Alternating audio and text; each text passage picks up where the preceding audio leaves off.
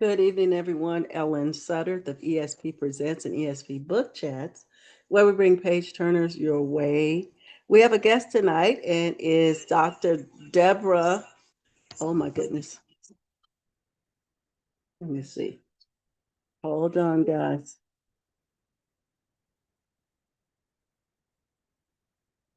Hold on, guys. I'm getting feedback.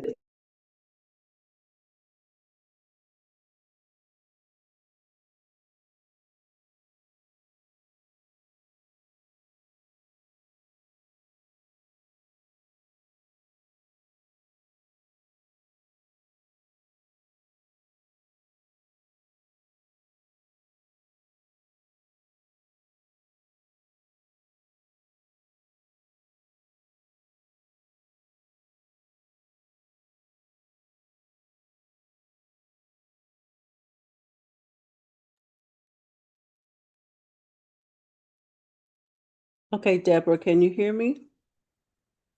Yes, I can hear you. Do you hear feedback? I can't hear anything. Okay, I get the feedback. Oh, Okay, yeah, now I can hear something in the you hear the background. feedback. Okay, okay.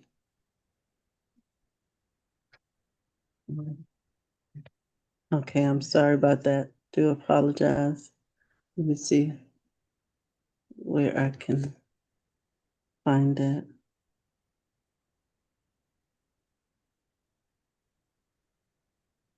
Okay.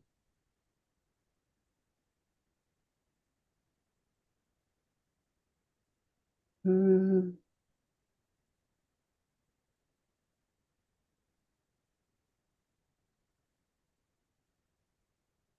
If I do this.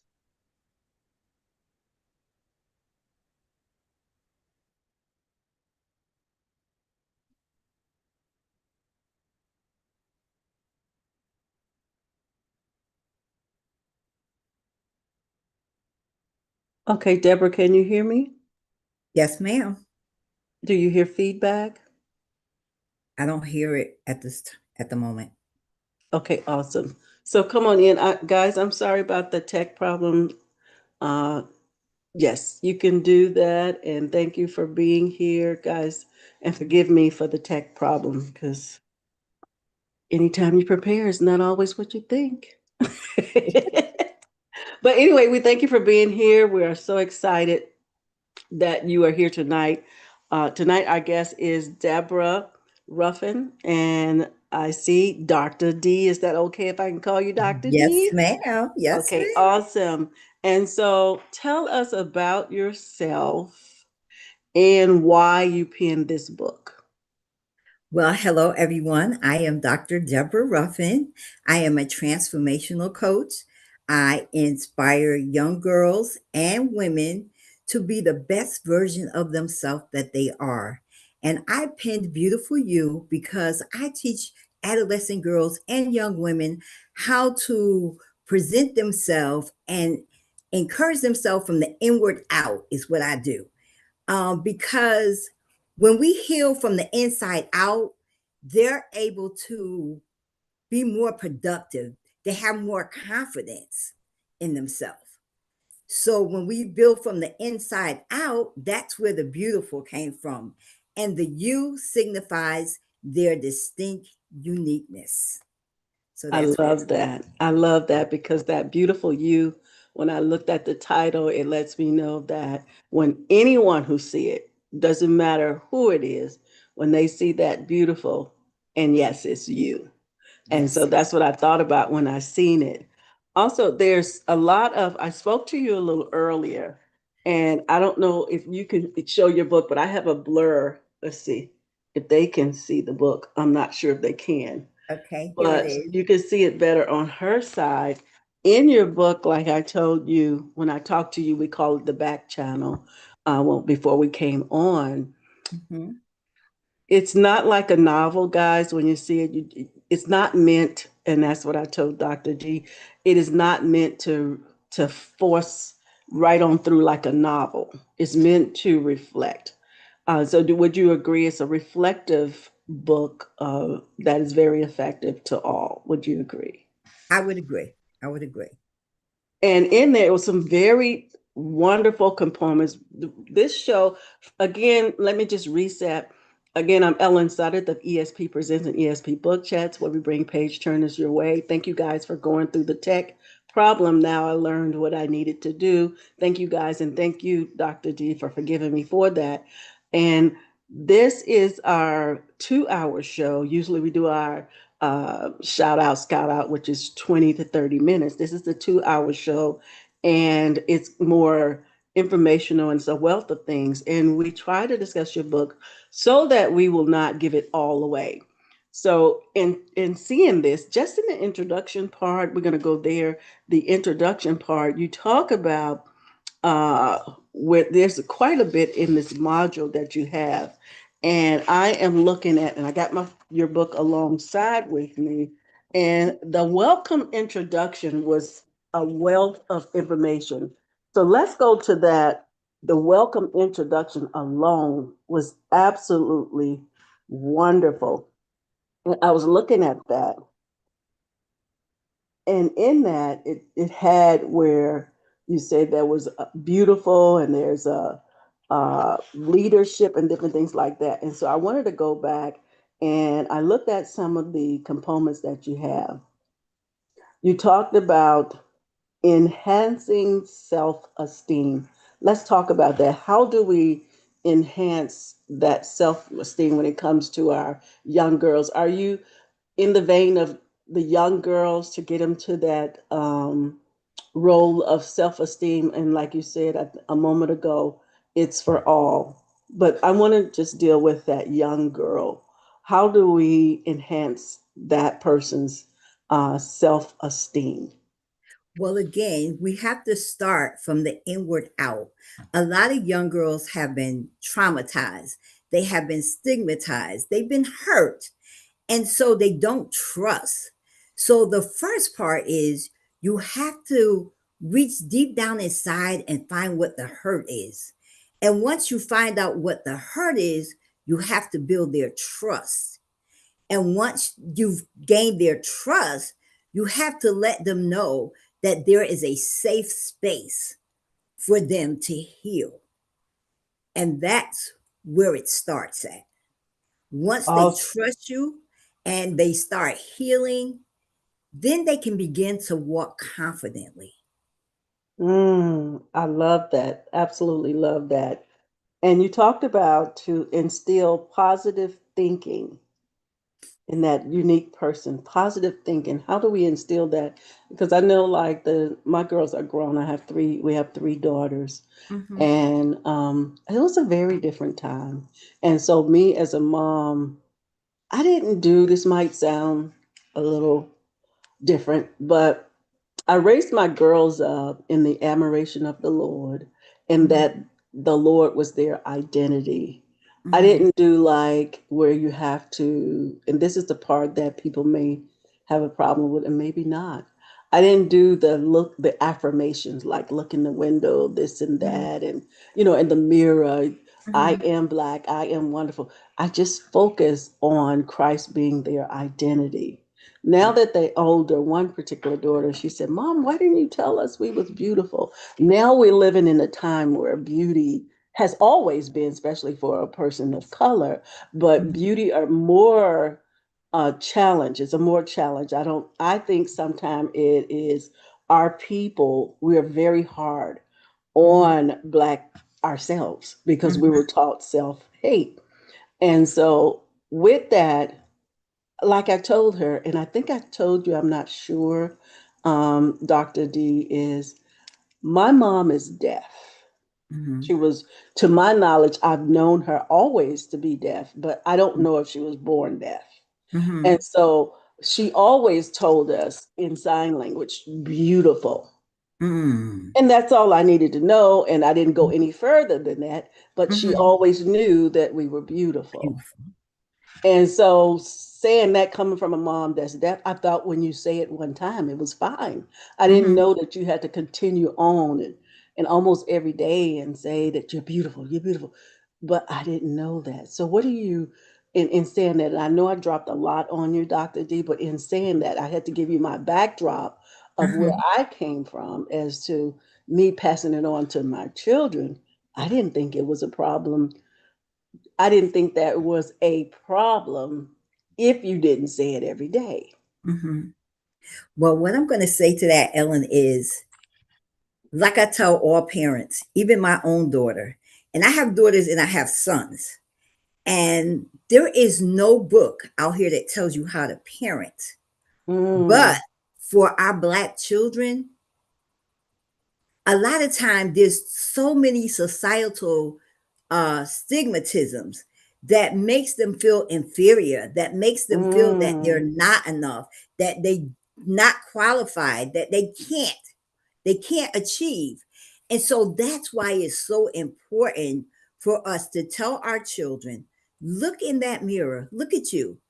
And yes, God created you. So you are beautiful and you're just as qualified to have that Mercedes as the other people are. You are just as qualified to be a professional singer as Beyonce.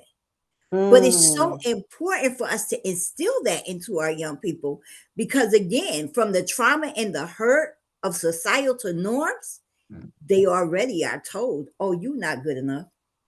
Look at how many authors, just alone, a lot of their stories come from the teacher telling them, you're never going to amount to nothing. Wow. That is so good. I that's a new ways. I've never looked at that Mhm. because, like I say, with me and being raised, the only challenge I had was that folks would always tease me about my mom being deaf. So that was my challenge where I had to more so verbally fight, did some Mhm. physical fighting, and that was the challenge.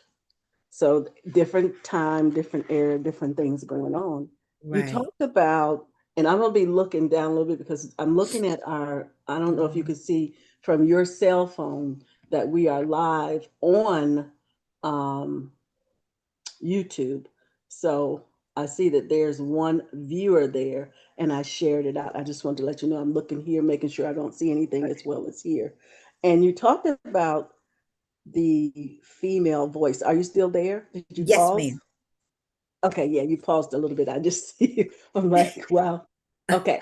So you talked about in this that the young lady finding their voice. How does this young Black girl, and you said you talk about their voices silent? Sometimes there's abuse, sometimes there's a neglect. How does this little Black girl find her voice? Well, I could say in my era, most little girls were told you are supposed to be seen and not heard. So, what does that mean? Seen and not heard. But we have an opinion just like everybody else. We have feelings just like everybody else. So, if somebody steps on your toe, you're just supposed to say ouch and keep on going? Absolutely not. Not. You have the right to say that hurts. Why Mhm. are you being silent? So that's what I mean when I said it's time for you to lift your voice, speak your truth. Stop being silent. We have been taught to be quiet for such a long time. We have been silenced and put in the background. And it's always been if you're not a male, you don't have the right to speak. But we Mm, have an opinion just like everybody else. Just because he's a man doesn't make him right. so true. I'm just saying. That's You know, so true. I'm just saying. So true. I was in that era where you are meant to be seen and not heard. Yes. It's another more things I want to tell you still within this.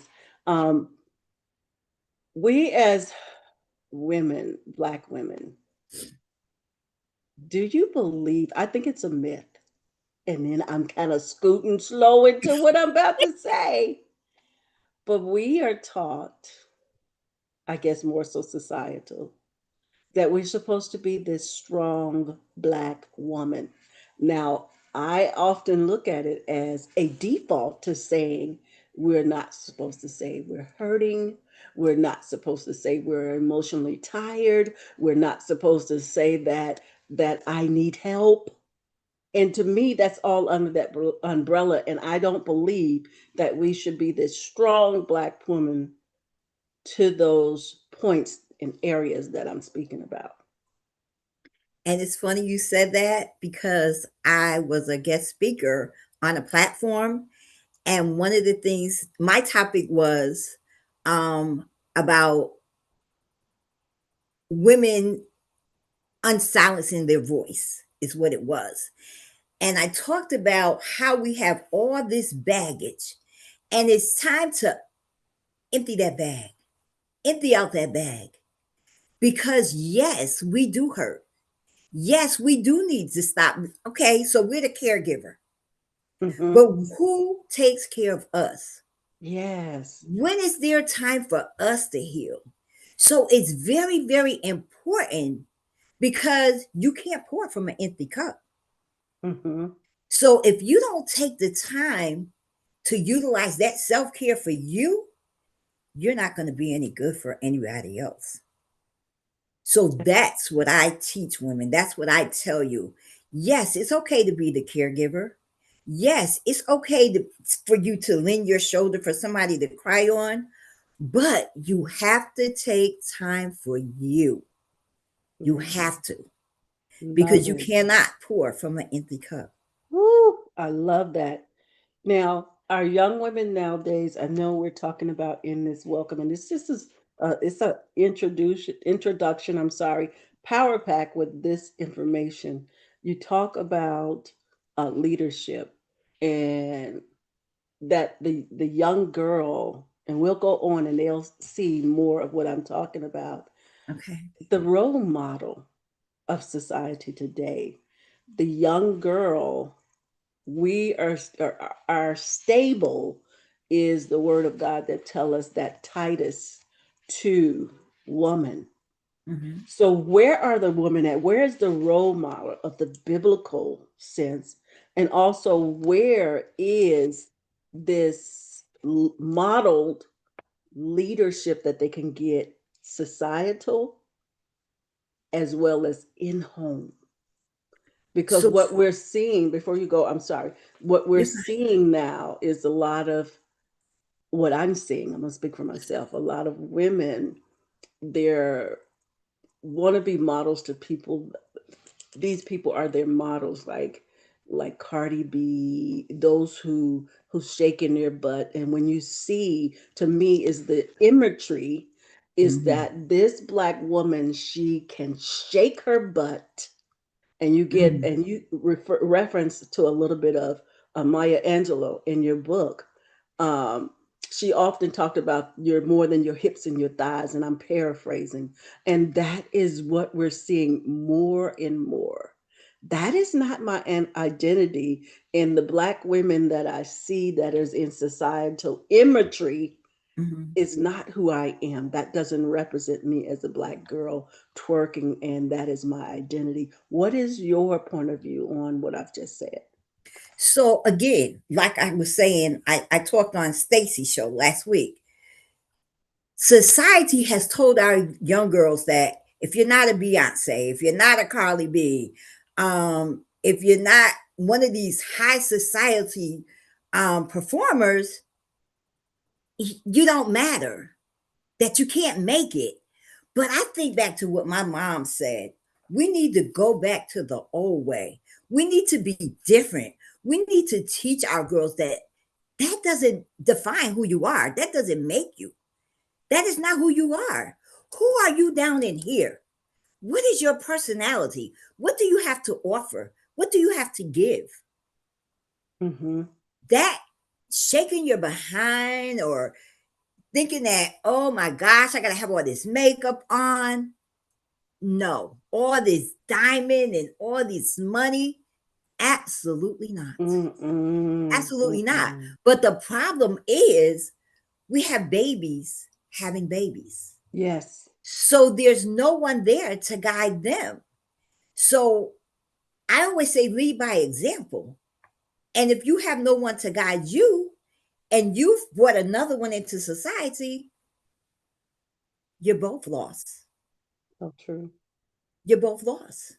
So that's where we come in, our generation comes in, and we try to bring them back to the forefront. We try to bring them back to the basics. We try to teach them the word. We try to tell them, look in this mirror. This is who you are. You're not Beyonce. Mm-hmm. You can never be a Beyonce. You can be better than her, but you won't be her. And that's what we try to teach our children. At least that's what I try to tell mine. My son is grown, and I tell him every day, um, he'll go and, Ma, I don't feel like I'm good enough. Not today, Satan. You will Mm-hmm. not fall Mm-hmm. off the cliff. You will Mm-hmm. not give the enemy that much power to get into your head. You're Yes. better than that. You're stronger than that. So that's what we have to go back and tell our young girls and young Mm. women. So true. I'm gonna reset. Resetting. I still see one in the queue. I don't know if you're able to share and share out. And tonight, our guest is Dr. D. I'll call that Deborah Ruffin. And the title of her book is Beautiful You, and it is a facilitator guide manual. As we said earlier, it's not to be read real fast like a novel, but to be reflective. I am hearing my girls are in their third, well, one just turned 40. We have a 40-year-old, we have a Mhm, 38-year-old, 36. These are the girls, and the son is 28. So I'm hearing in that age group in the mhm, streets that I'm in my 60s, and they're saying, society or whoever is saying, that we are competing with our younger group. I'm not competing, I'm just living. So mhm. have you heard that in that street, in that 80s babies and those that are in their 40s, mid 40s, that the women are trying to compete with the younger women? And you do see some women out there, Dr. D. I know Mhm. you've seen some women out there that the Titus 2 that we were taught is Mhm. like, we know we have to look good. We know we have to keep ourselves up, Right. but I don't feel that we have to compete. I think our wisdom is our competition. I don't feel, I mean, I see it out there. I see it out there a lot where women feel like they have to be competitive with their daughters, but they shouldn't be competing with them. What they should be doing is leading them, being the Yes. role model for them Yes. is what they should be. Because again, it goes back to leading for example. And I'll give you a great example. My daughter in her junior year, I kept saying to her, oh, you got to get your life together because you got to go to college and yada, yada, yada, yada, yada. And then I took a good look in the mirror and it was, how hypocritical are you to Mm. tell this teenage girl that is so important for her to get a great education when you yourself dropped out? Mm. So, where is the example in that? I Right. took a good look in the mirror. I picked myself up. I picked up the telephone. I looked on the internet and I started doing my research. And Mm-hmm. I enrolled in a college. And not only did I enroll, I had 3 years under my belt. I transferred not one credit. I started from square one, from my associates, and worked my way up to my doctorate. Even Wow. had a major stroke in between. Mm. And I found out after doing all of that, my daughter was on a job and she had to talk about her role model. And who did she talk about to my surprise? Her mom. Awesome.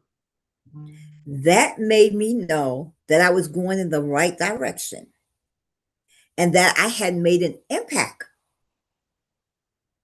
not only on her, but on some of her closest friends. So instead of being in competition with her, I decided to show her a road towards success. Oh, that's so beautiful. I remember back in the 70s, we used to always hear, "Who's your role model?" That was a commercial, and they would say, "My dad." And you don't see commercials and anything like that anymore. You Hmm. don't see, like, we live in society where there are women who are literally holding down the family for, and there's no men around. We're Hmm. seeing all that where the women is doing this. I want to go to your page where you have, in your book, you talk about a program that you have, and it is titled um, SMEs, but the acronym is Subject Matter Expert. And that program right there, you talk about quite a few things in there, of how they can get into this program and how the leadership, and there's a lot of benefits within this program. And that is, I don't know if you on that page, but we're on the welcome to the introduction side. And if you look at the bottom, you will see about that program at the very bottom. Um, Hmm. talk about that in the early stages of how you help the women. And I noticed that, in certain programs and stuff, I thought about like certain areas. You got your Hmm. very impoverished area, and you got, as well as your schools is that way. With these type of program, and it has a lot of benefits. In talking about this program, is there anyone excluded because of certain criteria, or can anyone be included in this smart subject expert program? I don't believe in excluding anyone because everybody has something unique to bring to the table. Whereas I might be good in mentoring, you might be good in mathematics. So everybody has something unique to bring to the table. So I don't believe in excluding anyone. And just because you don't have a college degree doesn't make you not an expert in the subject. Because life experiences, that's the best teaching. When you've experienced, because anybody can learn from a book, Mm-hmm. but when you've lived something, I always tell my children, if you've been through it, you have a story to tell. Your Yes, story can help somebody. so true. Still talking about this program where you said um, the subject matter expert. So I'm going to resetting, and I see someone in the, I'm going to call it the queue. Hello to you, Cato. If I say your name right, Cato. uh, Niger is Kaito Nagare. Hello to you and thank you. I'm going to be looking up and down. Please share, swipe, and share. Our guest today is Dr. D, but her author name is Deborah Ruffin, and she is her book. If you could hold your book up, because I got mine on flip. Okay. Her book is very informational, beautiful. You hopefully you listen to the replay as well, and it is a facilitator guide manual. Please don't read it like a novel because you'll miss those very important nuggets that she have within this book. And she told us, if you were there when she's saying that no one is excluded because of what walk of life. And in this, I see that there are, if you look at the next page of it, where you talk about um, the educational things to inspire. I'm going to go to the next page because I got some more notes in this. And whereas you talk about this program, it boosts the self esteem, Hmm. and you talked about it inspires. So let's talk about boosting self esteem. We're going to go still in that same area of the introduction, welcome introduction. So, boosting our young girls or adults, their self esteem. How is that in our society now when their voice is not heard? As you said, they're silenced in their voice. Society, because of systemic things, this is the card we're dealt. how can we bring about that positivity of boosting the self-esteem? So, first, once again, you have to build a trust. You have to gain their trust. You have to let them know that you genuinely care, you're genuinely concerned. And once you build that trust, they're going to start opening up and they're going to talk about their trauma.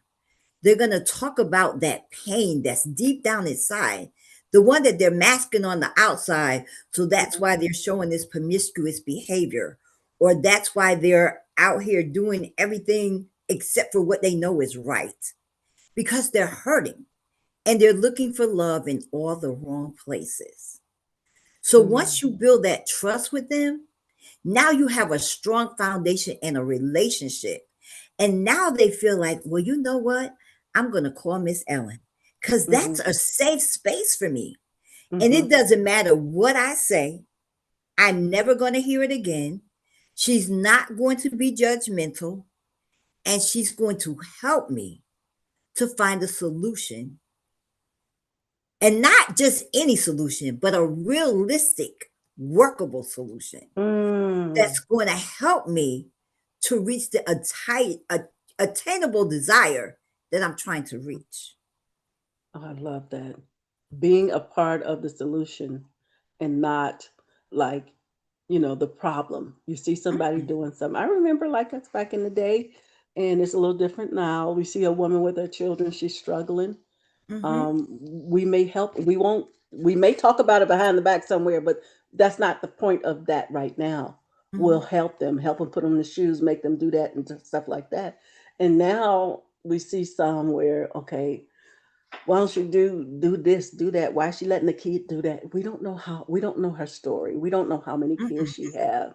And let's be part of the solution. Like you said, I really like that, being part of the solution. You talk about inspire them to be future leaders in our society. Talk about that. You said that, okay, you said like inspire them to be future leaders in the society due to their behavior. Mm-hmm. So, good example. You have a young lady always incarcerated. She come out, she do good for a week, she's back incarcerated. She goes out, she steals a car. She know it's wrong, but she gonna steal that car because she feel like she need that car for survival, whatever reason. Instead of us putting this young lady down, let's gravitate to her, wrap our arms around her, and find out why. Mm-hmm. Why? Why is she behaving this way? Let's find out what her desire is in life. Because she doesn't want to steal that car just because she's hurting. Mm-hmm. That might be all she know. And that's the only way she knew how to survive. So now I grab her and I wrap my arms around her and I Mm. sit down and I have a deep conversation Yes. with her. And I find out this young lady loves to sing. So now, what can I do? Where can I give her a start? Yes. It might be the church, just a solo.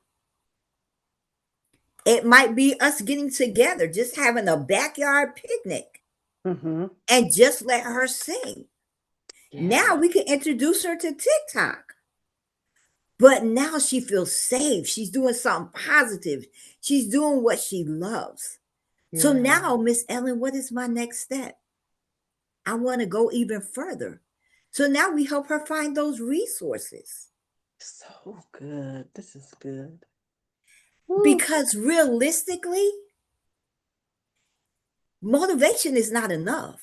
Mm-hmm. Mm-hmm. These girls need tools, they need guidance, they need someone to love on them and Absolutely. let them know that they are loved. They are loved inside and out. And once you show them that, that's inspiration in itself. So true. that's helping them to be a better person. That's helping them to be a future leader. Because just like you wrapped your arms around them, guess what? They're going Mhm. to get somebody else. That is so true. That is Mhm. so true. I'm going to reset again, Dr. Okay. D. Resetting, resetting, and um, I'm sorry, my daughter tried to call me. Okay. I had So to I'm make sure that I resetting put my the phone on room. mute tonight. I am going to reset the room, and our guest is Dr. D. Uh, Her book that we have is beautiful, and I see how she accentuated it, and we talked about that a little earlier. And if you guys have any questions or anything, do share, swipe and share this video. There are some more things. This is just, we're not even halfway through. We're at 7:29. We still see how that goes through. It's a lot to be had, right? And Yes, it so, is. what is the importance, Dr. D, of positive role models in our community? What is the importance, or why is it so important in our community and in our home? It is so important today because our young people look at us. They really look at us and what we're doing, how we carry ourselves, how we dress. It really, really like irks my button to see a man walking in the grocery store in the street with his pants hanging off. And Mm, I am that person. And I know it's nothing but God, but I'll say to them, look, no disrespect. I mm, know you're a grown man, but I don't want to see all that. And what kind of example are you setting for these young boys out here? mm-hmm, So they're looking up to you. They think it's okay. Oh, this swag because John Paul did it or Johnny wear his pants. No, mm-hmm, absolutely mm-hmm, not. What happened to grooming your hair? mm-hmm. Now you go to McDonald's. You couldn't work at McDonald's in our day with these pants hanging off and these hair all over your head. You had to have a nice haircut. You had to have Yes. your face groomed. What happened to that? Mm-hmm. So if we don't teach our young people that, they're not going to know that. My grandson, I told him, I said, look, not with me. You got to dress yourself up. I'm an old school mom. I came from the old era. Now, what you do with your parents, that's your business. But Mm-hmm. when you go out with me, you're a representation of me, Yes. just like Yes. I'm a representation of you. So Yes. again, we go back to leading by example. So our community leaders, if you out here yelling and screaming and fussing and fighting and calling riots, what are you saying to society? Mm-hmm. What are you Mm-hmm. saying to us? Where's the leadership in that? Yeah. Am I supposed to follow you? Am I supposed to look up to you? Is this the right type of behavior that I'm supposed to display as a leader? Mm. So Mm-mm, true. So true. mm-mm. As I said, Dr. D, it is so much in your book. It is a great, positive, reflective things that we have in here. You talk about, I got these labeled in somewhere, and you'll be able to catch up along the way because you don't even need to look at your book. Let me talk. You're doing well. So you talk about support and empowering our girls, being supportive and empowering our girls, especially our little girls of color, to utilize their voice. You talk about voice quite a bit, and to be heard in their community and in their society. Let me say that again, because look like you kind of froze there. So I'm talking about the support that empowers our little black girls or adults of color to utilize their voice and to be heard in society and the community. How do we do that? How do we cause those voices to be heard? So it's important for our young girls or anybody to have a support system. Support systems don't have to be um my brother or my sister. Anybody could be a support system, but you have Mm-hmm. to be a positive support system. You have to be someone that they can call on if they're going through a crisis. You have to be the person that's going to talk them off the ledge. You have to be the person that's willing to say, I don't have the answer, but I will help find the answer. You have to not be the one to say, oh, do it my way. It's my way or the highway. That's not a support system. Hear me, and you guys can A hear me there. Okay, there you go. Mm-hmm. That's not a support system. A support system is someone that I can go to and I can say I'm having a crisis and I can't find the answer. And Mm, they're going to be there to uplift me, they're going to empower me, and they're going to lead me in the right direction. mm-hmm. They're not going to look down on me. They're not going to talk about me. And if they talk about me, they're not going to talk about me to someone that's going to come back Mm-hmm. and make me have a setback. So I'm going to go back 5 steps when I just made 2 steps forward. Mm-hmm. So having support systems in our community, I say our community leaders, um, our church leaders, our educational leaders, we have to be careful, really, really careful how we treat these young people and how we present ourselves in the public spotlight. Because believe it or not, they are watching. So They are true. watching when you think they're not watching. So true. And it That's only takes one to set 10 of them back. so true.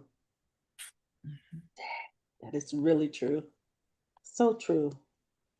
I wanted to ask, in our society, let alone if and it could just be from my point of view, Dr. D, Mhm. um, when a black woman or black little girl is trying to voice their opinion, they come off more like an angry black little girl or an angry, uh, woman. In your opinion, how can they find this voice to speak where they don't come off as an angry little girl or an angry black woman? How can they find a voice? I can speak to that because I used to be that angry black woman. I'm not even going to perpetrate on that. When my daughter was going to school, it was so bad. They would say, is this going to be a good day or a bad day? But I learned how to be proactive instead of reactive. Mm, I had to sit back and think about it. I don't know if they were having a bad day or not and didn't care at that time. Only mm, thing I cared about was you called me down to this school and there's a problem. So, what I say to them is sit back, evaluate the situation, take a deep breath, be proactive, don't be reactive mm-hmm. because reactive will cause more problems. True. And so that's why I personally, again, I'm a true believer. If you've been through it, you have a story to tell. Mm-hmm. So I've learned, I've mellowed out a lot and I've learned to evaluate the situation, dig, ask questions, do the research before you jump to conclusions and ready to just go out there and just strangle somebody. You So you you true. have to. So true. Gonna reset again. We are at the 7:37 hour. You see, we're almost done. We got It we went by almost into fast. the second hour. I tell you, quite fast, right? Yes. And resetting, we have our guest here, Dr. D, and we're talking about her book, Beautiful. There's a lot of wonderful things in here. Again, this book is reflective. It is a facilitator guide, and talks about a lot of stuff. Not just stuff, but there's so many things in here about uh, leadership and finding your voice. And it's a lot of things that adults as well as children can glean from this. From your point of view, why or what would be some causes to why our Black little girls may be deprived of having opportunities to soar through non academic support? So, some of the ways that they can be deprived is, again, we have a tendency to look down on our young people because they are classified as a troubled youth, Mm-hmm, because the only thing they do is in and out of the judicial system. But did we ever take the time to figure out what landed them there in the first place? mm-hmm, Those are the things that keep our young people down, that keeps them on that, I say, negative path, because there's nobody there to say to them, hey, John, listen, I know you're going through something. I know you're having a hard time. I notice you're in and out of the judicial system. But what is really going on? What is really the problem? Like, I know I see great potential in you. I know that you're bigger than this. So let's find out what's really causing you to go back there. How many times do we do that? We don't. mm-hmm, mm-hmm, Or because little Sally decides that she wants to wear a crop top and all her behind out, oh, that little floozy, she ain't about nothing. She ain't no good. Instead of us telling her, come here, Sally, this is not appropriate. Come on, honey, let me show you the right way to dress. You mm-hmm, don't have to show these men in the street all your business. They will look up to you if you dress yourself in an appropriate manner. mm-hmm. We don't do that. No. Instead, we point our fingers and we downgrade them. And that's what keeps these young people down. That is so true. Dr. D, from your point of view, are little girls waiting to hear their worth, or are they waiting on society to tell them their worth? I think, from my personal perspective, from me working in the school system, from me talking to my students, these girls are waiting for someone to come and show them love, for someone Mm, to show them I care, for someone to take the time to put them in this mirror and say, you are beautiful, for someone mm, to give them a positive affirmation, for someone to say, I love you, not for your body, but for who you are, the yes. individual. That is what I see. Mm, that is good. I love that. I absolutely love that. We're going to your modules now, and they are really great. So let's see. To your module, you have modules on different page. The first module is something on there that, with your permission, I wanted to talk about it. And this is, I think it's on page 8, self-discovery. You have some things over there. Let me make sure. The self-discovery, and that is unit 1. If you see it, I'm going over there, so I'll have it. And it's a lot of informational stuff in there. I hope I don't hear a lot of, well, it's, I'm going to talk about unit 2. I'm sorry, page 8, unit 2.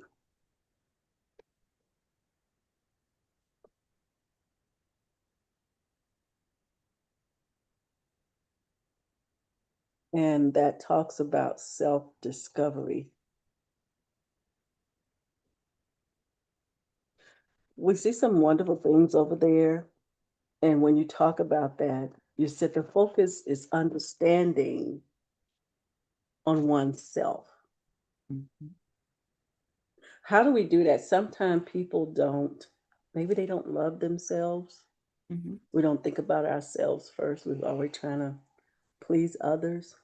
So, how do you keep that or get that person to? And nowadays, when you say something about you're going to do something for yourself, they think of it as self. How you be so selfish to? And but when we go on an airplane or whatever, they say, put your own oxygen mask on first. Right. But we in society, it's like you're selfish. Die first. But the plane, Well, again, if you oh, don't, your if you, mask on, your own mask on. yeah, but if you don't put your mask on first, and you trying to put my mask on, and you losing oxygen, how you gonna help me? Like we all gonna die. We So all true. losing oxygen. So true. We are all losing oxygen. We are. We are all losing that oxygen. So I always say, and if you notice, it says, "What am I doing?" Mhm. Remind them to go back and say, "What am I doing?" Mhm. Let's self evaluate. Evaluate yourself first. Is the problem me or is the problem someone else? Mhm. Is it something I'm not doing? Is it something that I can do better? Yes. Because we always can enhance. We all can use enhancement in all areas. So these are the little questions that we have to take the time to encourage them to ask themselves. Mhm. Because this is a deep dive into yourself, getting to know you, the individual. Because once you get to know you, the individual, there's a lot of eye openers there. Mhm. There's a lot of things that we didn't even realize was taking place. We didn't even know what's happening. We've just been acting out on impulses. But now that we've taken a deep dive and taken a deep look into our own soul, our own inner side, hmm, I never thought about it that way, Miss Ellen. I never looked at it from that perspective. Mhm. That's a whole nother game changer. So And true. so that's why it's so important for them to understand their own self first. That is so beautiful. You talk about a broader understanding of emotions. So, in this self discovery, you talk about the emotions, understanding your emotions. How do we do that? How do we understand those emotions? Again, like I use me. Like I said, when I used to go to if you call me and you said, you know what, your daughter did this and your daughter did that, and instead of, wait a minute, mm, did my daughter really do that? I know what she wouldn't do when she's in my presence, but there's always that possibility. So now I thought about it. Instead of me coming to you, Miss Ellen, you know good, da, da, da, da, da, da, my daughter didn't do it. That's an emotion. That's acting out on emotion. What is acting on emotion going to do for you? It's going to cause you to tumble, crumble. You're going to cause yourself to either have a stroke or a heart attack. If not, land yourself in prison. And that is not the goal. The goal is to tell them to come out of the judicial system, to tell them to come out of the clubs, to tell them you are beautiful. You are an individual. You do have a voice. I'm listening. I hear your cry. I Mhm. hear your pain. So now we're going to channel all this emotion. We're going to put it in this bottle and we're going to make it positive. Mm. We're going to flip it because confidence isn't something that we can give them. Mm-mm. Confidence is something we have to teach them to bring from inside to the out. So true. You talk about contentmacies, if I say that right. And I like that. And compete, I'm saying it wrong now. I had it so I could have it. Look in the second verse after the emotion, competitive sees, competitive sees. I believe that's how we say it. Help me out now. Okay, I got to find out where you are. Page 8, Okay. after the emotions.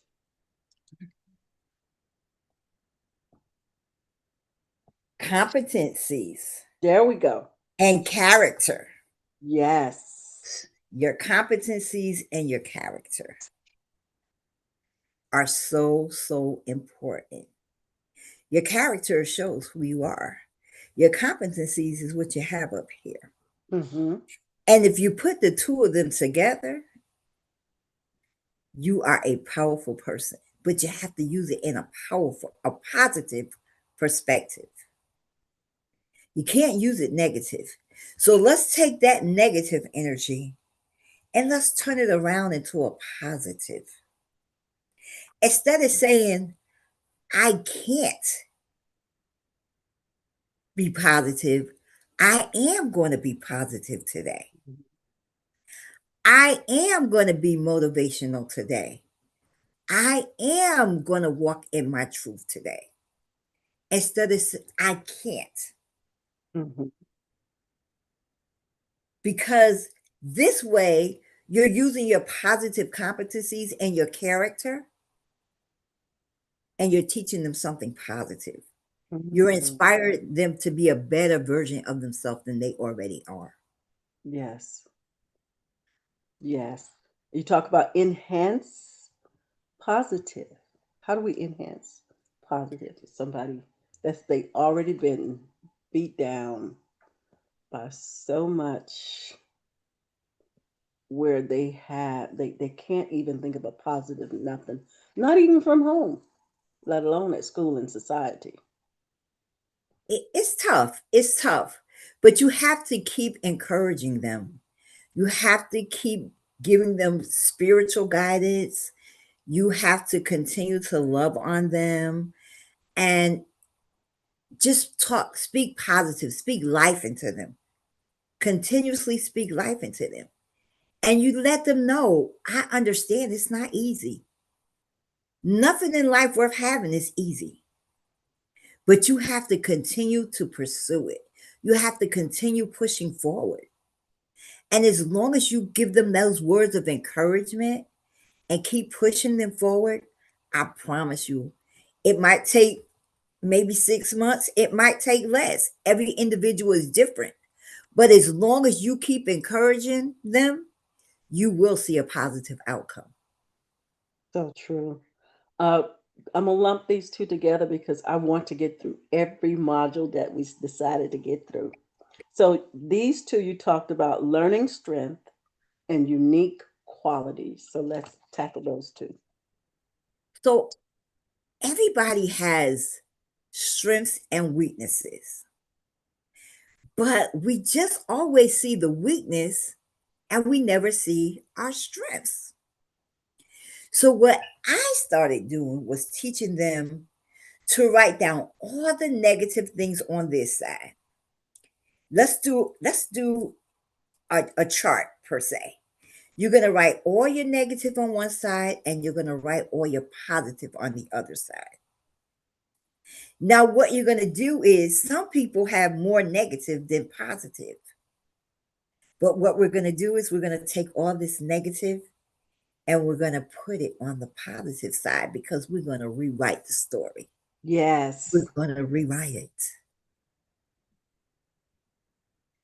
And Yes. that's what's going to help us to achieve our goals. I love that. I'm gonna go back a little bit in that self-discovery. I forgot that you had a chart in there, and these are questions that they're asking themselves. Yes. Who am I?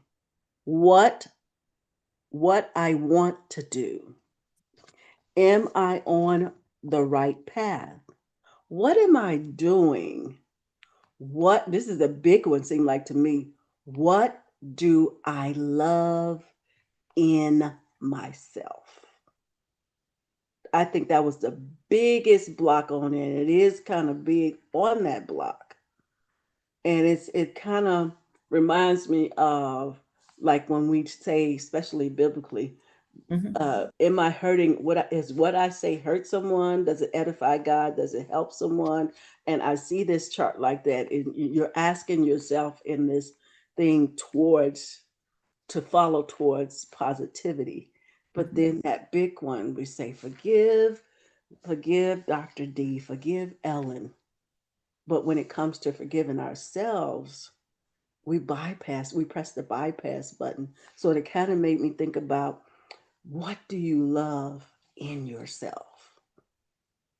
And Exactly. that's a big one right there. So what was it that had you, in other words, to surrender to the love within myself?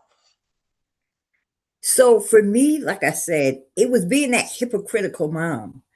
Um, I, I'm just so big on leading by example. And if I'm out here and I'm in the streets and I'm smoking cigarettes and I'm drinking and I'm hanging in the bar, who am I to tell you that is wrong? Mhm, What gives me the right? mhm, If I'm out here saying, "Oh, Ellen, you know what? You got to go to school and you need an education and you can't get nowhere in life," and only thing I'm doing is putting you down. mhm. I'm telling you that I'm better than you, and I'm not better than you. God created us all in His own image, Yes, so we all have the same opportunity, and that's where we fall short with our young people, because we make them feel so inferior to us, and it's not right. so true. It's not right. So true. I'm going to resetting in the room again, Dr. D. To those who are looking on or those who will do replay, I thank you both for either time, your time right now, whether you share, swipe, and share, or just looking in the queue. I really thank you guys for that. Again, Dr. D is here, and her book is beautiful, and I love the way it is accentuate beautiful, and it is a facilitator guide, and it don't read it like a novel. There's some self-reflective things, and just take your time and read this book. With saying that, Dr. D, I wanted to go into unit 3, which is respect and integrity. Now, one thing I want to say before we get there, and I'll say this is what you have here: focus on positive, ethical practices. And before I forget this flow chart, I'm going to call it because I almost forgot that one. In the flow chart, if you will, if you don't mind me calling that, you have Mhm. integrity, authenticity, and you have being committed to something bigger than yourself.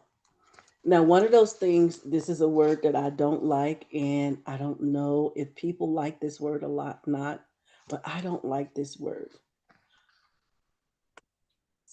Folks be saying loyalty. I don't like that word. And the reason why I don't like that word, because I cannot be loyal to you and loyal to Ellen and loyal to that. Somewhere I'm lying, because if I'm loyal to you, that means that I'm going to have to just be, and I could just have the wrong interpretation. But for me, emotionally, it is too much, because if you cannot be loyal to God, you cannot be loyal to me. Don't ask me for loyalty. I'm not saying that I can't do some things that I say, hey, I'm going to do so and so, I'm going to be there at this time if I can't do it and stuff like that. But to be loyal to you, to me, is that exclusiveness. Maybe I have it wrong. I just can't do that word. I think Everybody has their own perception of loyalty. And when I use the term loyalty, nobody's going to be perfect. So Mm-hmm. there is going to be some mistakes. But you be as true to that person as you possibly can. When I Mm-hmm. say loyal, that means honesty. Okay. Be Love upfront. it. Be upfront. Mm-hmm. Speak the truth. Don't tell me what you think I want to hear. Don't Yes. sugarcoat it. Mm-hmm. Because guess what? If you sugarcoat it, it's gonna come out. The truth self is gonna come out. So when Mm-hmm. I say be loyal to yourself. Be Yes. honest. Be truthful. If you know that you don't want to be a doctor, don't tell me you want to be a doctor.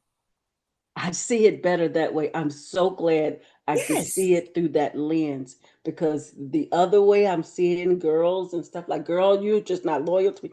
And I don't know what that means. And I cannot do it that way.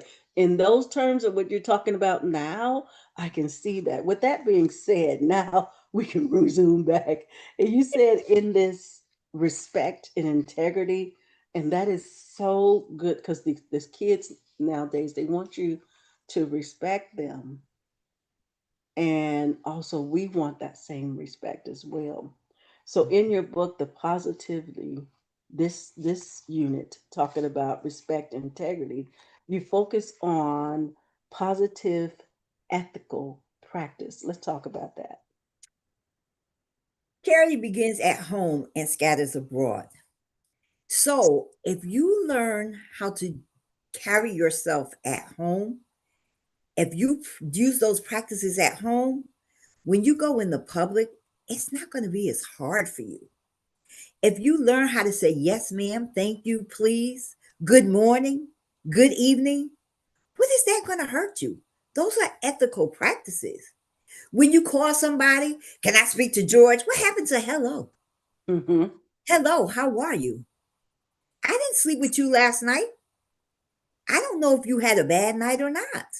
Mm-hmm. Those are ethical practices that we have to get back to. What happened to God is great, God is good, and we thank you for the food?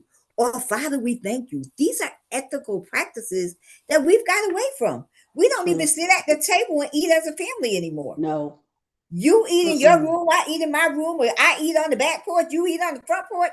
So true. All those are ethical practices that we Mm-hmm. need to bring back to the forefront. So true. So true. You talk about teaching girls how to group, importance, respecting themselves and others. How do they do that? Because a lot of times, I like the girl. I came from, in my family, I have with me, Dr. Mhm. D, we have 8 sisters with me, and Okay. three sons. My mom had 3 sons, 8 girls, 3 sons. With that being said, we didn't want to be each other's friend. We wanted our own friends. And what did Daddy do?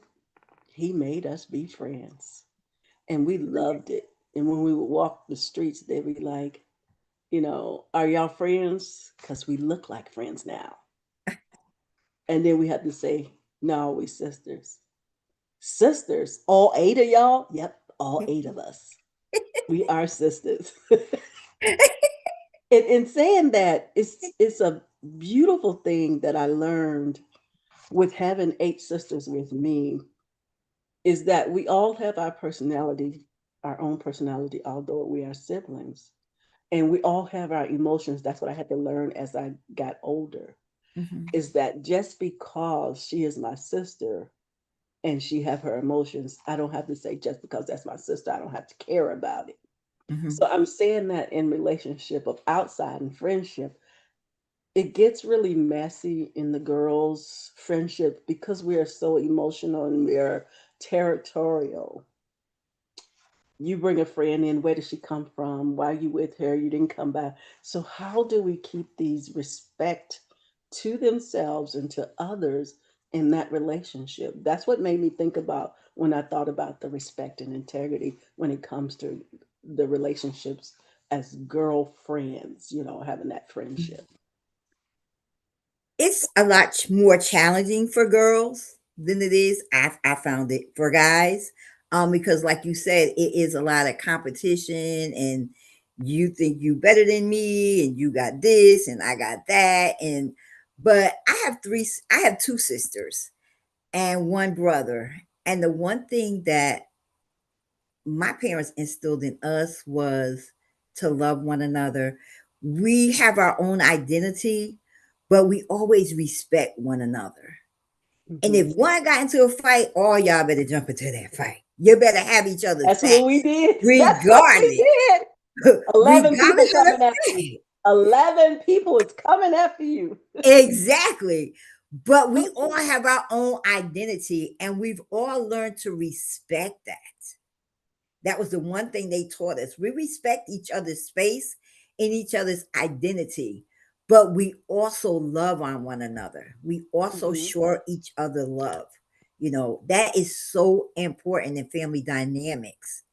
And again, it begins at home. And if you learn these things at home, you instill them in your children and your children's children. And it just keeps on, the legacy just keeps on going. But Hmm. we have to learn how to first identify with ourselves and where we belong.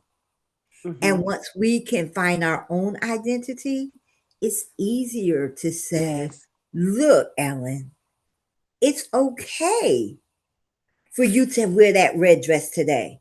Hmm. Because you know what? I like red and it looks good on you. But for me, I think I'm going to wear the purple dress today. Yes. I like that. And Hmm. that's what we have to learn, you know. Hmm. Yeah. I like that. So we have another one on module that is on page 29 of your book. And we're at the 8:05. I just thought I'd tell you that.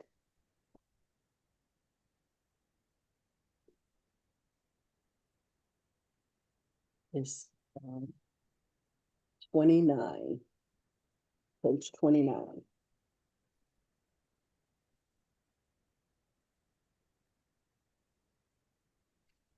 And in that module, Dr. D, you talk about creating a positive. I know this is a part two of that, but they can go back and look at it. I'm certainly enjoying my book. I'm certainly is. I Thank think I'm you. gonna get a piece of paper and write that way. I don't think I want to write in the book. But with this one, it's unit 6 and it's creating a positive self image part two. And if you will, like I said, on the graph or whatever you want to call it, Hmm. I hate to say it like that, but you have in the center, Dr. D, you have self contempt. And if I go clockwise, Hmm. social, values, belief, abilities, and goals. I like the way you have that. And in this section, you talk about optimistic self perception. Let's Yes, talk ma'am. about that. Optimistic self perception. So here you find yourself dealing with your social norms, your personal values, um, your personal beliefs, and then you have your goals. So where do you start? Where's the beginning of this segment in your life? So if you notice in the book, we start with social because most people, especially girls, they're social butterflies. Yes, yes, yes. They are social butterflies, and they have to learn how to tone that down. They have to learn to pick and choose, who are my friends? Are Mm-hmm, these my friends? Are these my acquaintances? Is this person good for me? Is this person bad for me? Or do I just keep this person close to me, mm-hmm, but not close mm-hmm. enough that they're right here in my immediate circle? So we start with the social norms. And then from there, we learn our values. What are our values? What are our true values? What do we bring to this table? What do we expect? And what do we expect from others? How do I present myself in the public eye? Am I presenting myself the way Ellen does? Or is Ellen making me look bad? What are Mm-hmm. my values? I know Mm-hmm. that one of my values is honesty is the best policy. Yes. But are you going around lying? Are you stealing? Because if that's a problem, that's a social, I got to get you out of that social circle. You can't Mm-hmm. be there. That's not good for me. That's a Mm-hmm. hindrance for me. Mm-hmm. So we start with the social, we go to the values. Now, what are your beliefs? What do you personally believe? Do you believe you're a good person? Or do you believe you're a bad person? Do you believe you can change? Or you believe you're unchangeable? Are you unstoppable? Or are you stagnant? What are your personal beliefs? Mm-hmm. But your beliefs are going to align with your values because I'm honest. I like to look good. I like to smell good. I like to dress nice. So my beliefs are going to be positive Mm-hmm. because that's how I present myself. And then we go from our beliefs to our abilities. Our abilities tell us I am strong. I am capable. I could be anything that I want to be as long as I put my mind to it and I put in the work. Now that I know this, let me set my goals. My first goal is to start somewhere. Now I know what I want to do, but what does it take for me to get there? Well, I want to be an author. Well, I need to go look at some authors. I need to go see what they're doing. I need to do my research. How did they become successful? And I start writing my goals. And Mm. you write small, attainable goals. You write your long term and your short term goals. And you do like that elephant, one bite at a time. Wow, And I here love you it. put it all together, you have your self concept. I love that. Hold on, you're gonna see my camera go. Please forgive me. For some reason, I need to get this power in. Hold on, I Okay. apologize.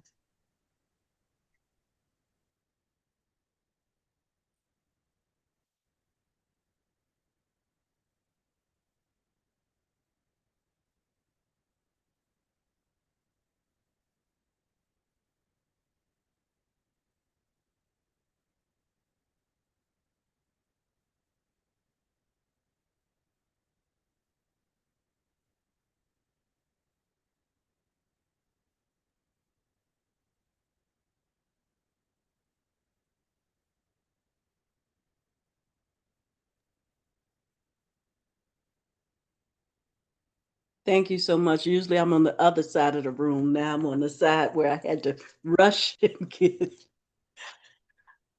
I'm trying not to do too much, but this is It, so good. I got caught up in the moment of this, and I was like, to do it it, now. I can't wait. So much. Thank you so much. In that same component, you talked about. I wanted to ask you. I wanted to go back because I do write notes as I'm listening, uh-huh, and so when you talked about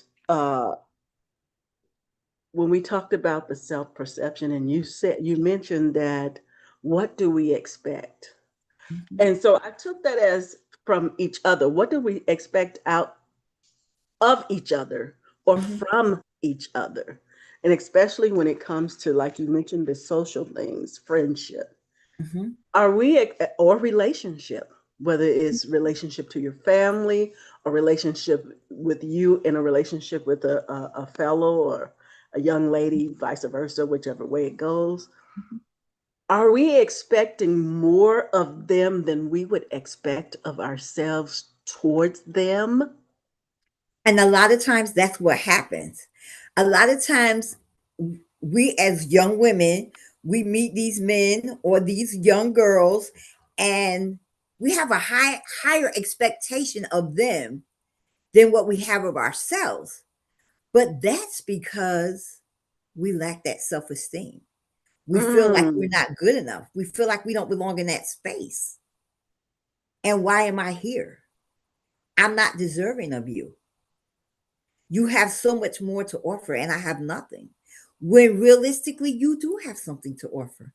Everybody has something to offer, regardless to how big or how small. Just you being able to say a kind word makes a difference in somebody's life. Sometimes it might be your smile, just your smile. So you should never feel like you don't belong in that space because you mm. never know what you bring to that table until you're seated at the table. Yes, yes, so true. So true. You know, you also talk about in that circle there, the beliefs. Now, to me, that is a people look at it as easy Mhm, because they like each other or because of that pheromone or the make you happy and make you feel in love, those emotions like that they don't think about, and this might be kind of hard for others to hear. They don't think about the fact that, let's say, if you're Christian, you're of another faith,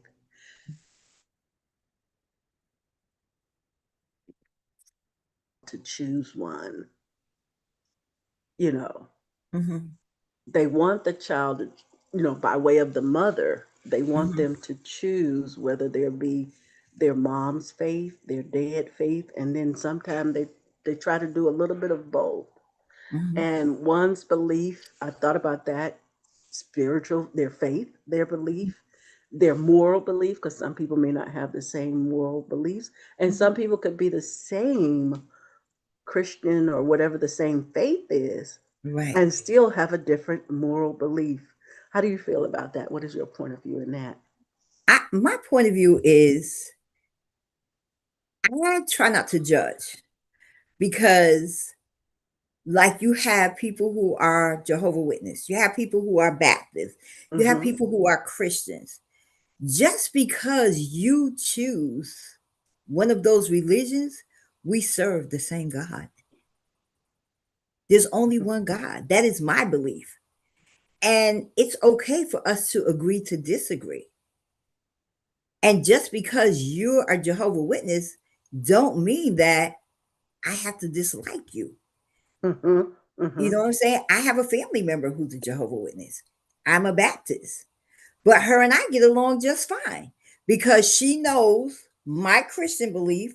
I know hers, so we respect each other's boundaries. Yes, the respect. And once you learn how to respect each other's boundaries, it makes it a little easier.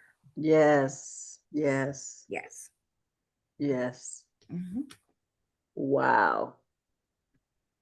I'm getting a lot of feedback on this. Not from the feed, but from people trying to call me. Ah,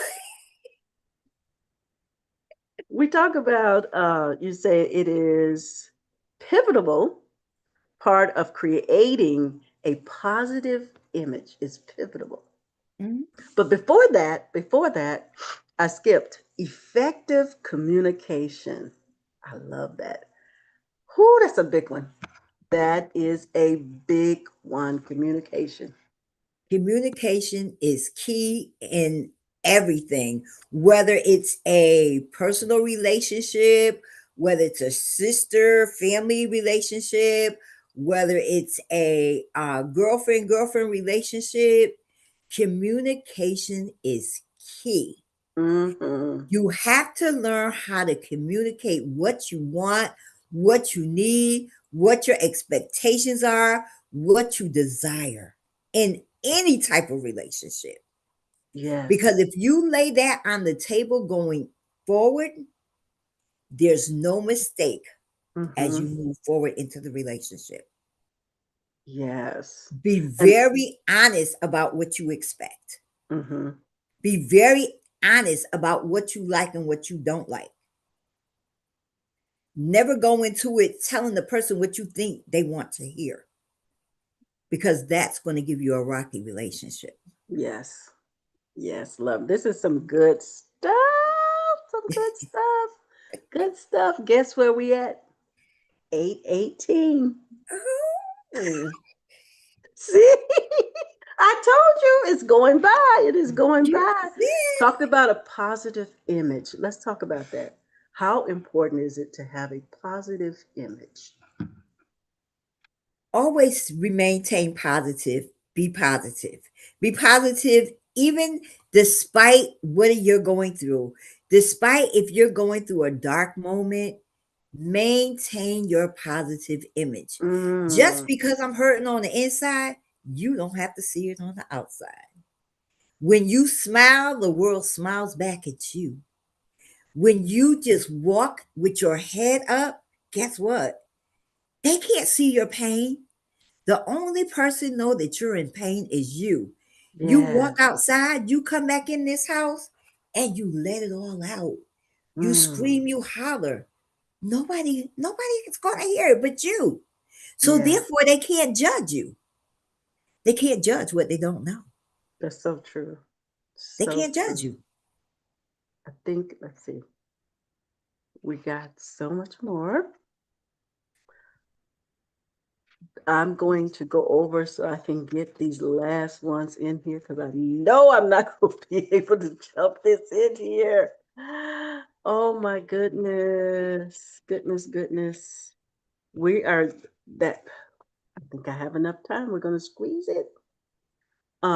Positive learning empowers girls to use positive self talk, strength, strengthen their confidence and belief in themselves.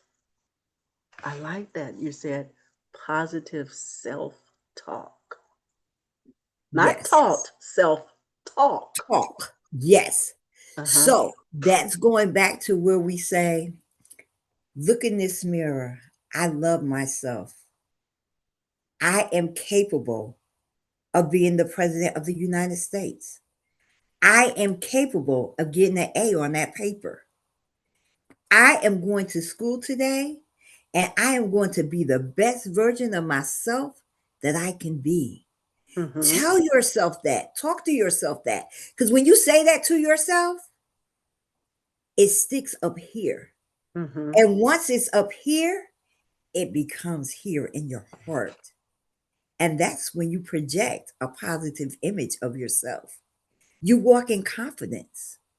You stick your head up and you walk in boldness. Mm-hmm. And can't nobody tell you that you're not the stuff. Because guess what? I'm it today. Because I've told myself Yes, yes, yes, yes. Woo! We're getting there. We are getting there. that. And the other one, there's something, if you don't mind me reading it, this Okay. is in the unit 7, and it is, okay, did I not put the page? We will find it. I'm going to go up, 33. but let's see.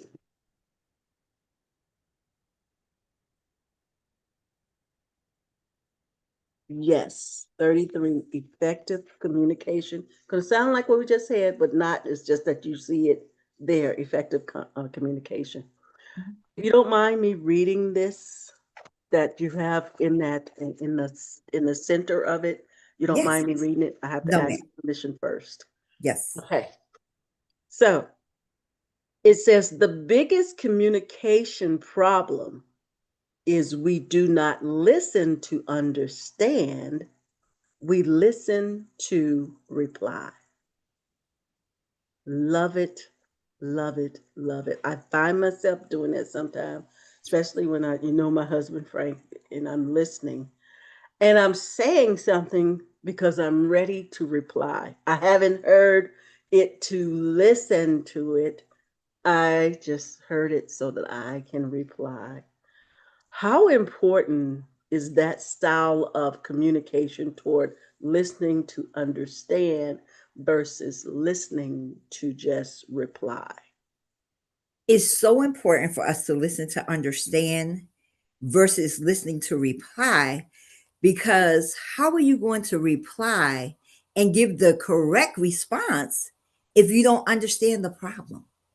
Hmm. If you haven't taken the time to listen to what the situation is, you just jump to giving an answer and you could be totally wrong. And we all do it. I do it with my husband too, especially when I just don't feel like I want to talk. Just go ahead and say what you got to say, and I'm just going to answer you. But realistically, we need to really listen to what they're really trying to tell us. Because Hmm. sometimes they could be hurting and we don't even realize that they True. need more than what we're giving. So true. So if we listen to understand, we can be Mm. better repliers. Love that, love that, love that. In those components, you talk about listening skills. Let's talk about that, listening skills. Well, you're married, I'm married, so we know our husbands. I'm going to use them for example. They have what we call selective listening. So they hear what they want to hear when they want to hear, and when they don't want to hear us, they just kind of block us out. We have to learn to be attentive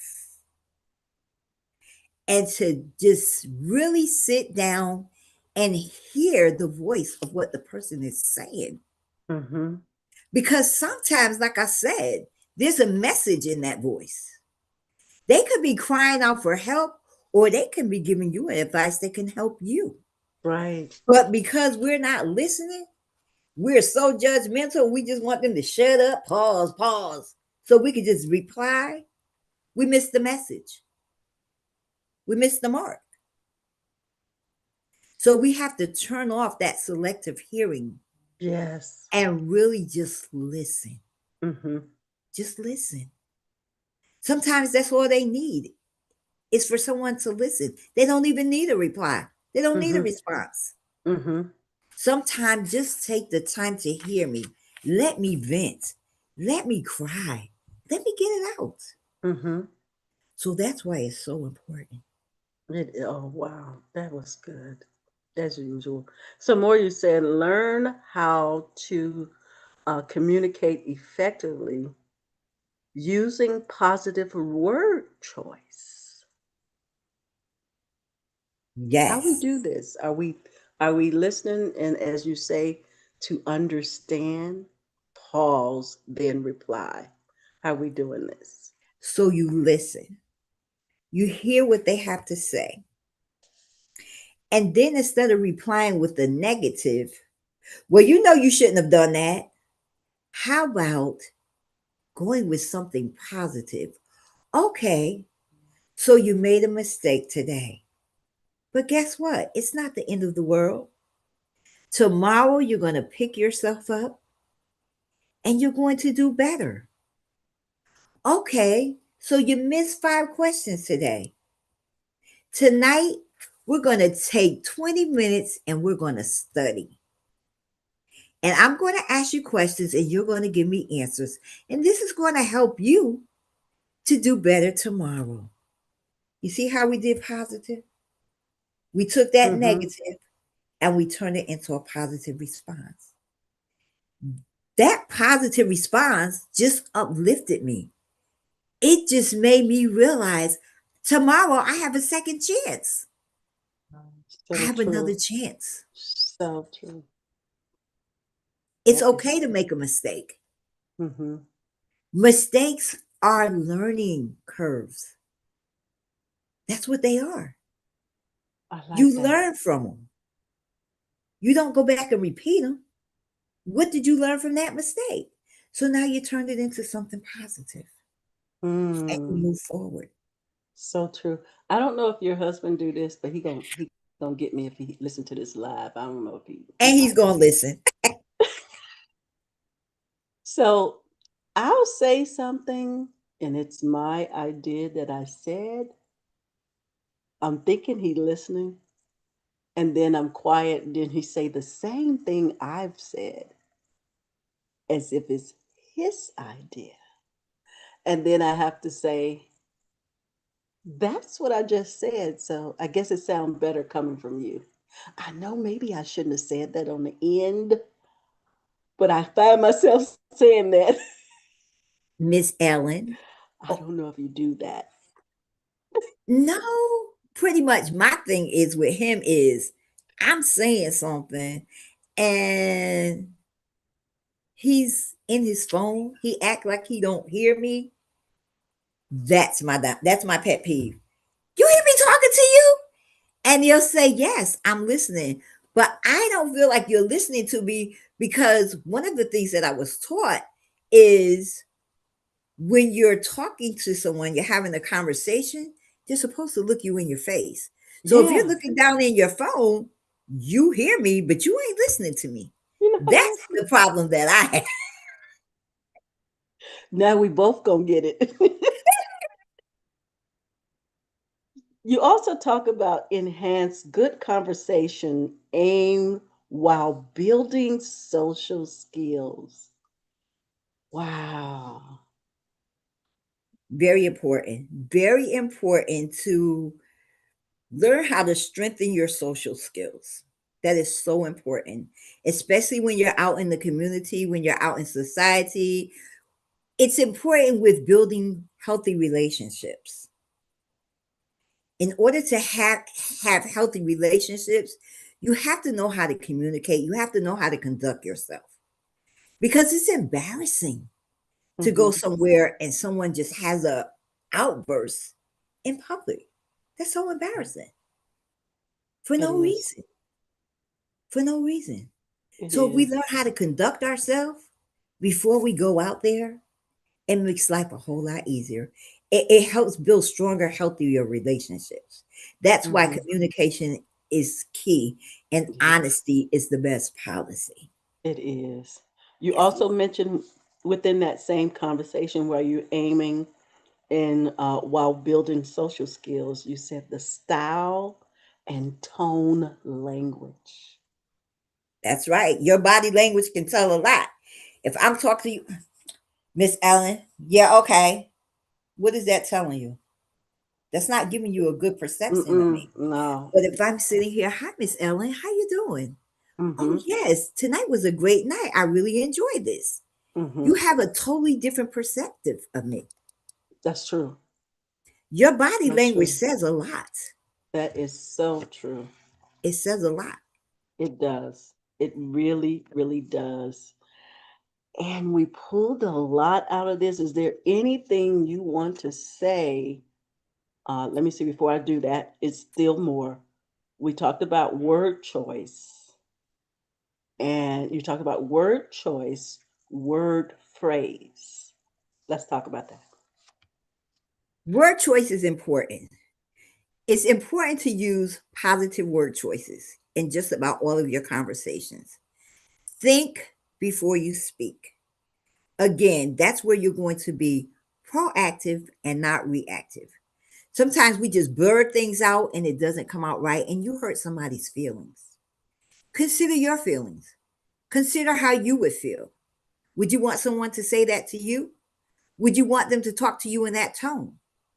Be mindful of other people's feelings. Hmm. It is so important with building strong, healthy relationships.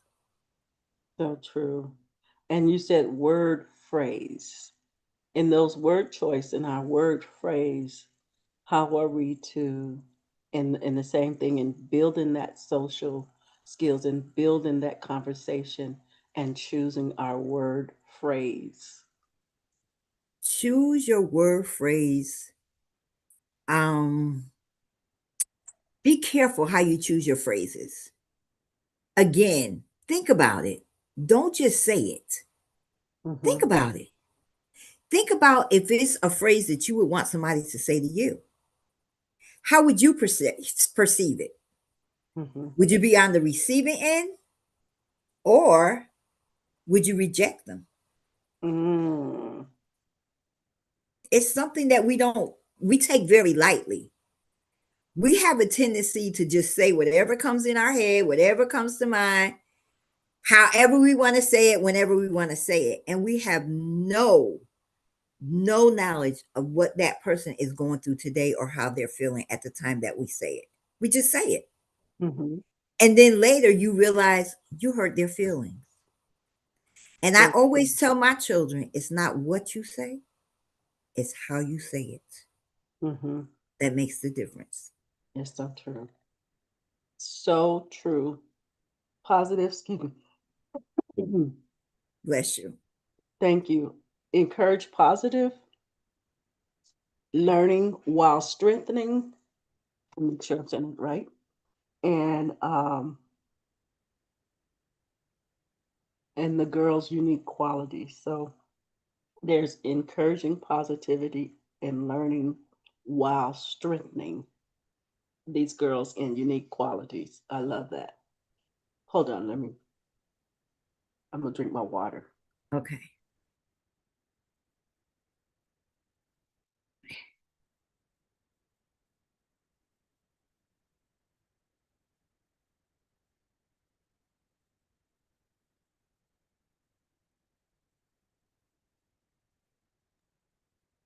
In writing this book, there's a lot of that components, and let's see, make sure I get the other things. Yes. So we got all that stuff. See how we wrapped all that in there. I had to make sure.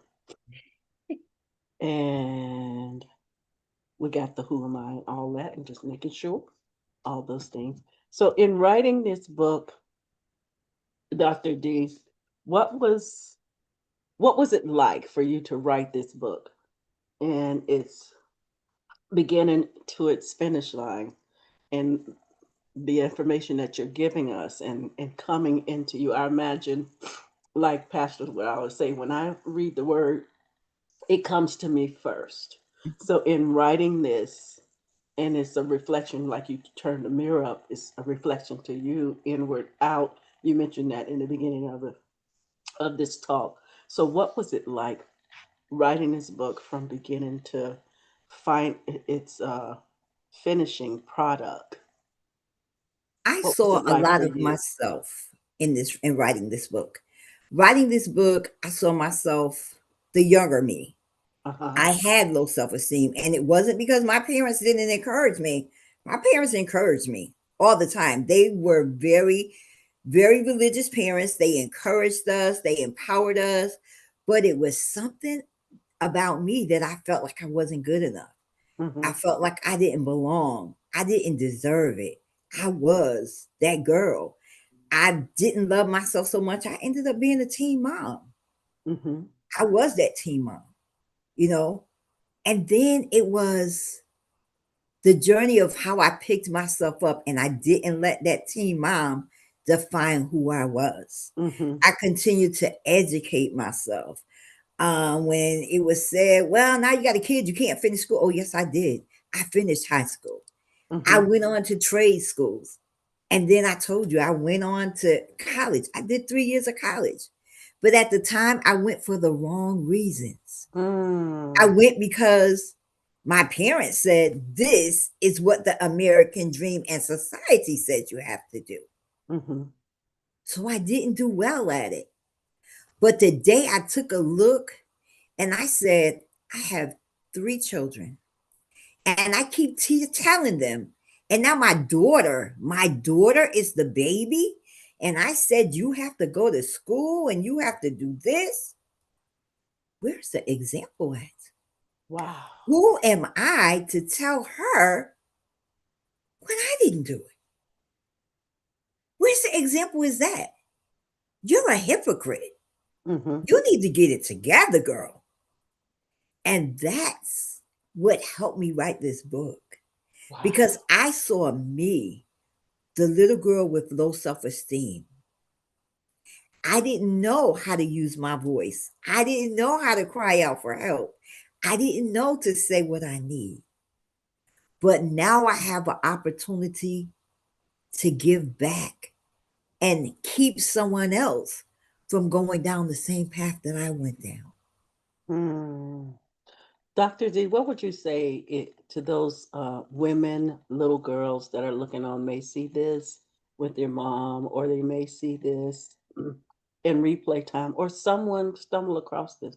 What would you say to them as far as your book title, Beautiful, and the confidence and self assurance? How do you start when there's none? What do you tell them in that process? What I would say to them is beauty is skin deep, is what I've always been taught. Beauty is inside of you. Everybody has some beauty in them. It's not your outer appearance. That's not beautiful. Like I said, confidence isn't something we can give. Mm-hmm. Confidence is something we bring from the inside out. So, moms, encourage your daughters. Tell your daughter she's capable. Tell your daughter she's strong. Tell your daughter, yes, she can. Tell your daughter to use her voice. And if Mm-hmm. you need some help, call Dr. D. I'm here to help you because I equip, I empower, and I build legacies. Mm. Love it, love it, love it. This book here, would you say that it's me as a reader? I would say it's a companion where moms or parents or whoever that custodial person is to read it with you. Just can't just give it to a kid and say, here, read. What would you have to say about that? Well, the ultimate goal underlining with this particular, it is a 4-month curriculum, and it does have a student companion. I also have a PowerPoint deck for those who want to use it in community centers, schools. But moms, if you're doing it single handedly, it is not something that you want to just give to your child. You want to have the facilitator's manual, and your child has the student manual so that they can engage, so that they can answer the questions, so that y'all can work through this together. Maybe you might want to do a mommy daughter and a girlfriend and their daughter, Mm-hmm. because it's very empowering and it's uplifting. And there's a message in there for everyone, because moms, we can learn too from working through Mm-hmm. this book. That Yes. is so true. And that's what I'm seeing. I'm seeing in here, and the different illustrations and different things like that. And there's a reflective with questions and self-talk and, just kind of, like you said, with this inward out thing, Mm-hmm. building inward out. Mm-hmm. And I can see that through here. And it's not something that I would just read all together in one day. You just have to, when that moment come, reflect and put it. Like I say, I wouldn't write in it. I would have a piece of paper or my journal paper that I'm going to write down and be reflective in this book. And I think, like you said, it is one that you just don't just hand to a child, you know Yes. and they would see it. What age group would you say this would start? Like middle school, fifth grade up, as far as elementary level of the book? This particular one is for our middle and high school girls with low self esteem. Hmm. However, I am working on a component to mimic this one for our elementary school girls, because I really believe that if the younger we start, Yes, the better off we are with reaching out to them and yes. getting them on the right path. So I'm working on a component. It's like not reinvent the wheel, but take what you have and just condense it so that it's on their level so that they can I love it. understand it. I'm so glad I asked you because I'm like, you hear a lot of stuff. I work at my church with first graders, Uh-huh. and they be doing life kindergarten, first grade. They do life more than we did when we were kindergarten. I remember our parents. I don't know about yours, but my parent, we couldn't watch the news because the news was evil. Just go out and play and let us worry about life. Don't even look at the bills. You're not paying the bills. Let us worry about it. And so that's the same way that I did with my kids. And to this day, I still can't do the news. I'll look at it on my phone, like you know how you get notifications and everything. And I look at the headline, and I know when I want to open it up and read it all the way. And then we have a lot of AI stuff, and I don't know if we're being society wise or societal reasons is to condition to me, this is me Mhm. saying this, to condition us to say, oh, that's AI. And it could be something real and it could not. So we Uh-huh. don't know. I'll speak for myself. I don't know if this is AI or not, but you Mhm. have some pictures that show you some kind of inscription to let you know that it's AI. But Mhm. majority of that stuff is not letting you know. You just have to figure out that's AI, you know. Right.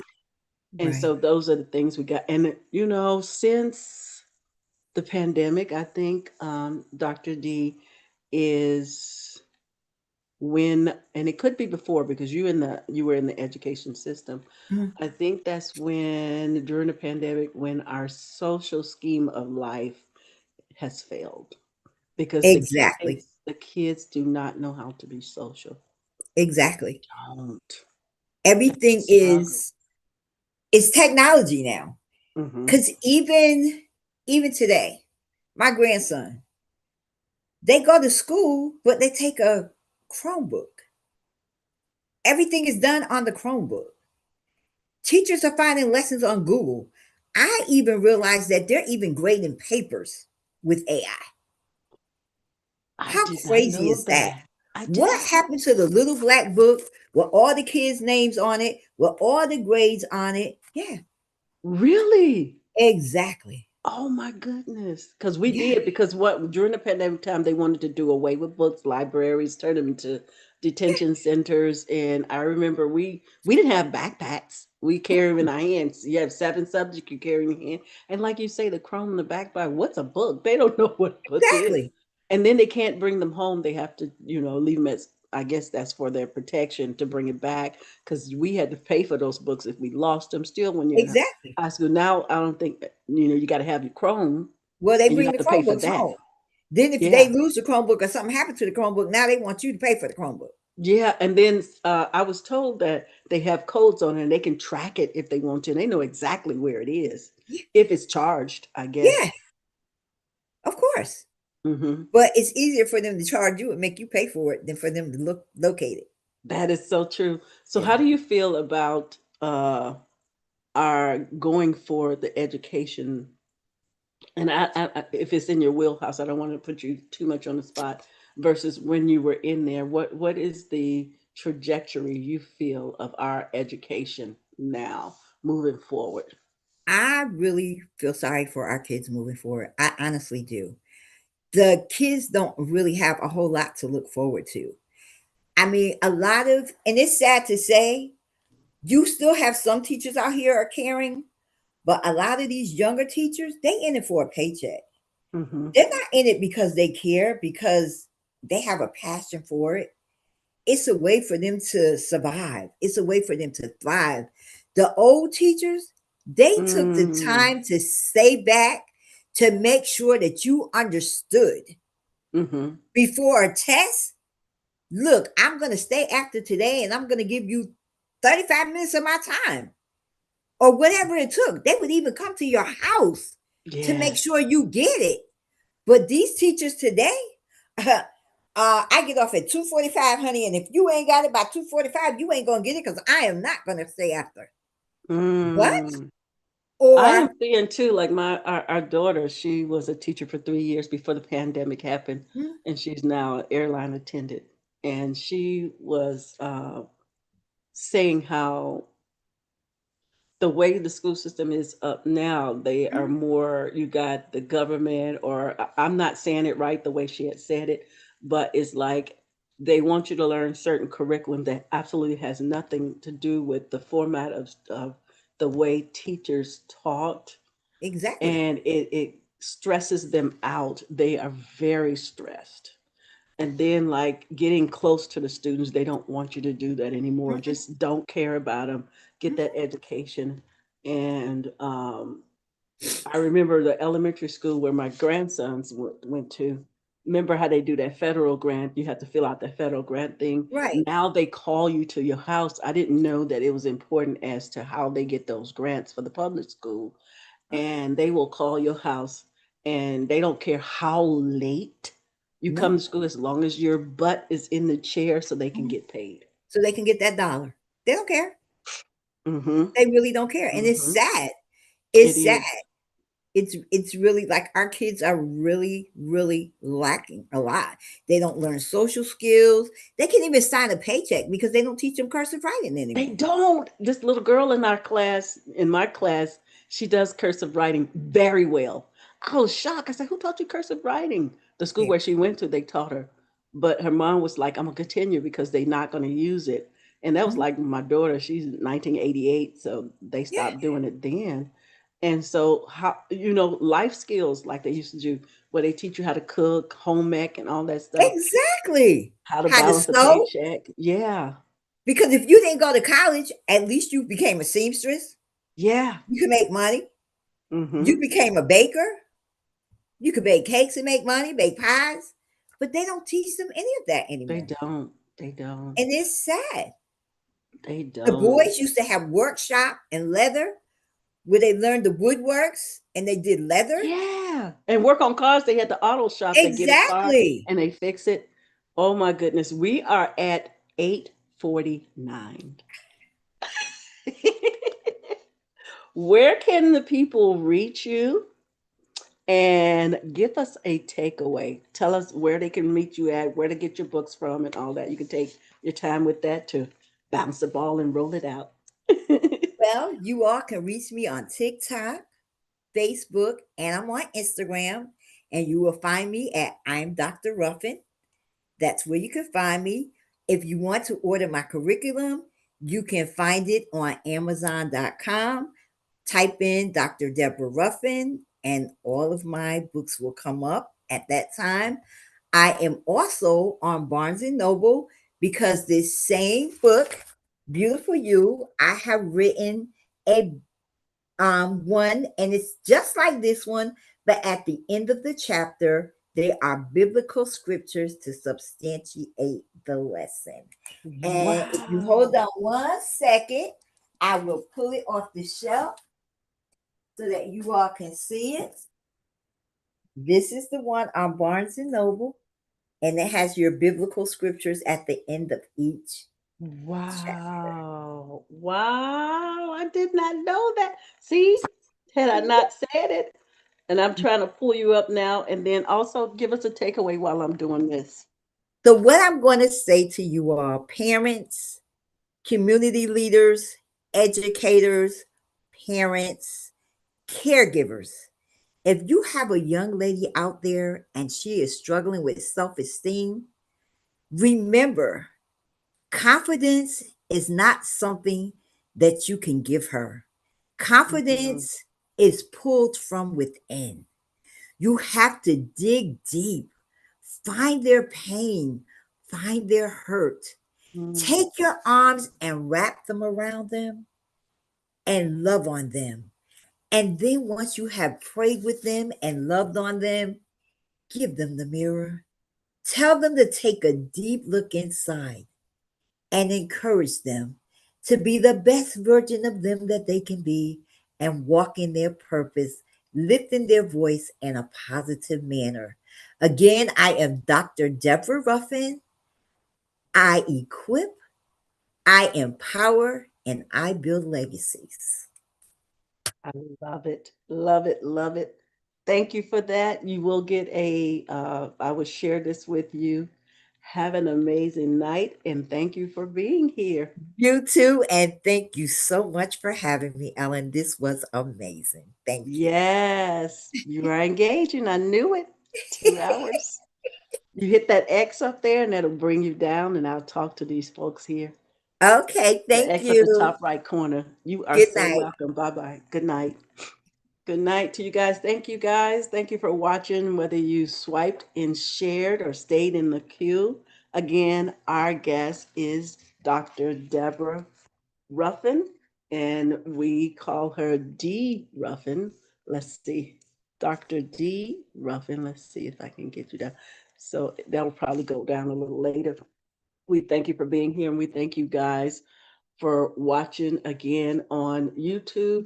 If you would hit that notification bell and also subscribe. And again, thank you for um, the young person that's in the queue right now. Thank you for being there.